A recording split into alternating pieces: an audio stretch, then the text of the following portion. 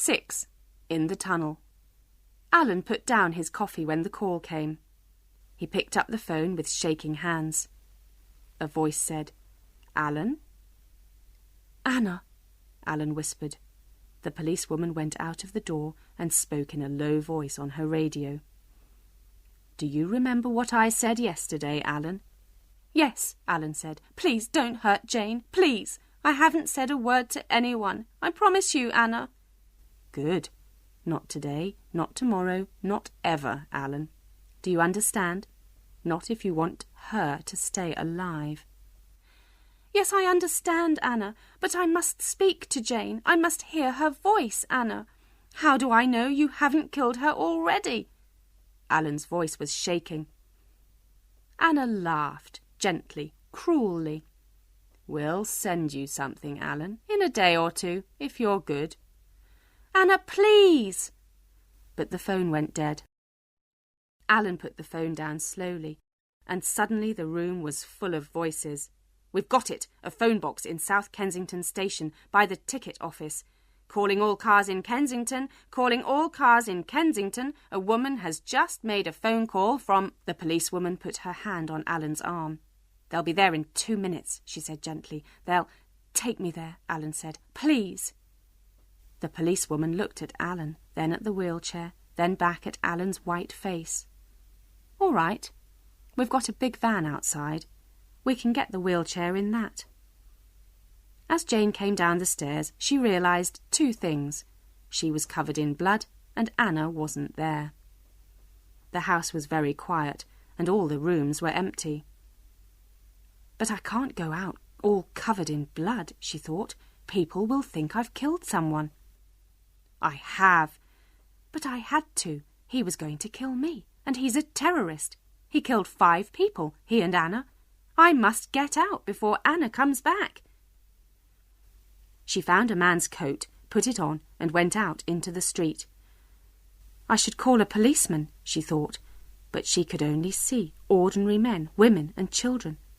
She saw an underground station and walked towards it. She went into the station, found some money in the coat pocket, and bought a ticket. "I must find my father," she thought, "and tell him that everything's all right." Then she looked behind her and saw a woman coming out of a telephone box. "Oh, my God," she thought, "it's Anna." Jane walked quickly away from the ticket office, down the escalator towards the platform and the trains. Halfway down the escalator, she looked back up behind her. Anna had seen her. Anna was following her down the escalator. Quickly, Jane ran down to the bottom and onto one of the platforms. There was a train there, with its doors still open. She ran towards them, but as she ran, the doors closed and the train moved away into the tunnel. Anna was now coming onto the platform behind her. Anna's hand was inside her coat, and Jane was sure she had a gun. "Why didn't I bring Kev's gun?" Jane thought, but it was empty, and I hate guns, and it's no use thinking about that now. What do I do now? As the police van screamed through the London traffic, the policewoman listened in to her radio and passed the information to Alan. "Inspector Lee is on his way," she said. "There are 6 cars at the station already, and they're watching all the entrances." "Ah, 2 detectives have seen a woman with red-brown hair going down the escalator. But the trains," Alan said. "She'll catch a train. They'll stop the trains as soon as they can. But there are hundreds of people in the station. The detectives could lose the woman in the crowds." "Please, God," whispered Alan, "let them catch her." As Anna came towards her, Jane ran towards the end of the platform, then looked behind her and saw Anna running after her, her hand still inside her coat. Quickly, Jane turned and ran towards another escalator, but there was a crowd of people there. She looked again and saw Anna 20 metres behind. She turned round a corner, back onto another platform which was empty, no people, no train. "Anna will find me here in a second and shoot me," she thought. "What now?" She jumped off the platform onto the railway line and ran into the tunnel. It was very dark in the tunnel. She knew that one of the lines was electric. "If I touch it, I'll die," she thought. "The trains come every 6 minutes, and if a train hits me, I'll die too." and there are only 30 centimetres between the sides of the train and the tunnel walls. But there are holes in the tunnel walls every 100 metres for workmen. I'll find one of those, wait for the next train, and then go on to the next hole. It's probably only a kilometre to the next station, and perhaps Anna won't be sure which way I've gone." She ran on into the darkness. Once she fell, and her hands nearly touched the electric line. When she got up, there was a terrible noise, like a train coming, but it was a train in another tunnel, not this one. She ran on, with one hand on the wall, looking for the hole. 3 minutes, 4, then she found it. A hole just big enough for one person. She got in and stood very still, waiting. She heard the terrible noise again, this time from the station behind her. Then it stopped. The train will stop in that station for 1 minute, she thought. Then it will come past. She laughed aloud in the darkness. Anna is still looking for me back on the platform. How angry she must be. A hand touched her arm. She screamed, "What? Oh, God, no!" The hand grabbed her arm and pulled her out of the hole into the dark tunnel. "Get out there!" 2 hands pushed her, and Jane fell between the lines. She got to her knees, carefully, afraid of the electric line. Then the terrible noise started. The ground shook beneath her feet, and a white light came towards her, faster and faster. In the light, Jane saw Anna standing in the hole with a gun in her hand. She jumped towards the hole, but the train was coming faster, much too fast, and there was only room in the hole for one person, a woman with a gun. When Alan arrived at the station, there were police cars everywhere and crowds of people watching them. The policewoman helped him out of the van, and he pushed his wheelchair through the crowd, shouting angrily, "What's happening? Where is she?"